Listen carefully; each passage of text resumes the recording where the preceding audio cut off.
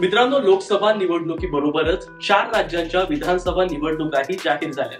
याशिवाय 26 विधानसभा जागांसाठी पोटनिवडणूकही होणार आहे। या निवडणुकीत देशातील 5 राज्यांवर काँग्रेस आणि भाजपाचं भवितव्य अवलंबून असणार आहे। कोणती आहेत ती राज्य थोडक्यात जाणून घेऊया। पहिला राज्य बिहार। नितीश कुमार यांच्या नेतृत्वाखाली जेडीयूच्या एनडीए मधील प्रवेशामुळे बिहारमध्ये भाजपा पुन्हा एकदा मजबूत झालाय। गेल्या वेळी राज्यातील 40 पैकी 39 लोकसभा जागा जिंकण्यासाठी भाजपाला जेडीयूची मदत झाली होती। दुसऱ्या बाजूला आरजेडी, काँग्रेस आणि डावे आहेतच, ज्यात मुस्लिम यादवांची संख्या जास्त आहे। जर त्यांनी बिहार मधील एनडीएला रोखलं तर त्याचा परिणाम भाजपच्या मिशन 370 वरती होऊ शकतो, एवढं मात्र नक्की। दुसरं राज्य आहे पश्चिम बंगाल। पश्चिम बंगालमध्ये भाजपाची ताकद तर वाढली आहे, पण सत्ताधारी तृणमूल काँग्रेसला धोबी पछाड देणारा भाजपाकडे बंगालमध्ये असा चेहरा नाहीये। तरीही 2019 मध्ये देखील तृणमूल काँग्रेसच्या वाट्याला 22 पैकी फक्त 4 जागा आल्या।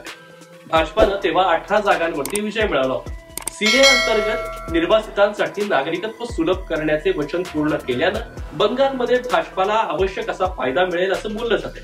तिसरं राज्य आहे पंजाब। गेल्या लोकसभा निवडणुकीपर्यंत पंजाबमध्ये काँग्रेस पक्षाची ताकद असताना आम आदमी पक्षानं 2022च्या विधानसभा निवडणुकीत काँग्रेसला मोठा धक्का दिला, तर भाजपा हा राज्यात तुलनेनं कमकुवत पक्ष राहिलाय। त्यामुळे काँग्रेस राज्यात आपली पकड कायम ठेवतो की यंदाच्या निवडणुकीत आपलाच फायदा होतो, हे आपल्याला लवकर दिसणार आहे। चौथं राज्य आहे कर्नाटक। कर्नाटकमध्ये 2023 मध्ये झालेल्या विधानसभा निवडणुकीत काँग्रेसनं 224 पैकी 135 जागांवर विजय मिळवत राज्यात सत्तेत परतण्यासाठी जोरदार पुनरागमन केलं होतं। राज्यात सत्तेत असण्याव्यतिरिक्त काँग्रेसकडे सिद्धरामय्या आणि DK शिवकुमार हे 2 दिग्गज नेते आहेत, जे कर्नाटकात भाजपाला आव्हान देण्यास सक्षम आहेत। त्यामुळे कर्नाटकात भाजपाचा विजय हा पंतप्रधान मोदींची लोकप्रियता आणि BS येडियुरप्पा यांच्या करिश्म्यावर अवलंबून असणार आहे। आणि 5वं आणि महत्वाचं राज्य महाराष्ट्र।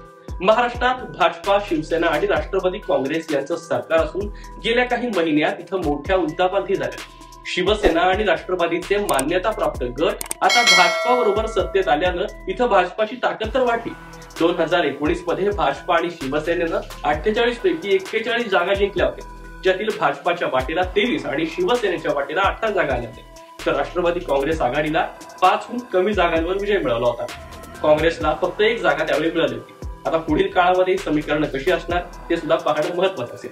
मित्रांनो, गेल्या काही काळामध्ये प्रचंड राजकीय उलथापालथ झालेल्या या राज्यांमध्ये आता भाजपाचं कमळ फुलणार की विरोधक सत्ता काबीज करणार हे पाहणं महत्वाचं असणार आहे।